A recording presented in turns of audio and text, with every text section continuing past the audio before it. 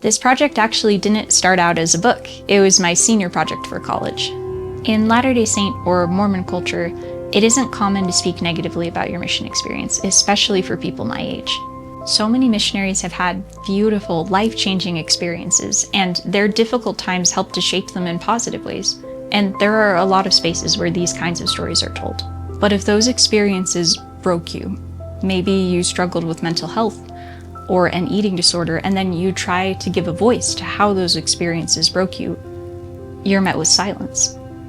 The implication, whether spoken or not from the people around you, was that you weren't righteous enough to make the cut. That you were doing something wrong if you felt weak instead of stronger from your hardships like they did. 4 years after my mission, I decided I was ready to talk about the hard things. I took my experiences and my journal entries and I made them into comics, and then I put them on display for my senior project. I was attending a college with a large population of the LDS Church, so I was honestly a little scared about what the reception was going to be. I loved the gospel so much, and I didn't want people to think that I was bashing on a religion that I still hold very close to my heart, so I was nervous. But I left these little black notebooks by the exhibit for people to write their thoughts in. And when I returned the next day, they were full. People were pouring their heart out, their own stories, their pain, their relief at having found that they weren't alone. And that's at the heart of this project. I don't want people to feel like they're alone anymore. Lots of people who wrote down their thoughts suggested making it into a book. So over the past 3 years, I've interviewed 116 missionaries to get their perspectives.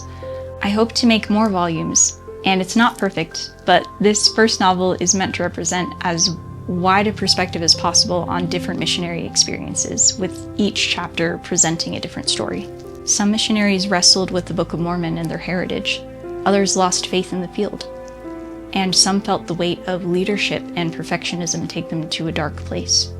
This project is meant to start discussion and bridge understanding for parents of missionaries, for those in the church, for people who have left the church, or even people outside of this community who just want more insight into our lives.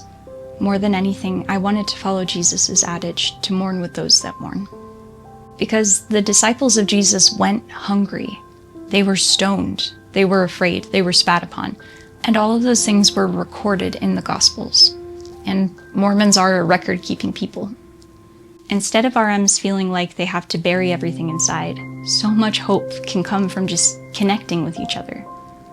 Acknowledging pain is the first step in truly healing and seeing each other as a community. And the whole reason Apos began in the first place was because of community and those little black notebooks, people really stepping out and saying, I relate to this, and is there more? Where's the book? Well, here's the book.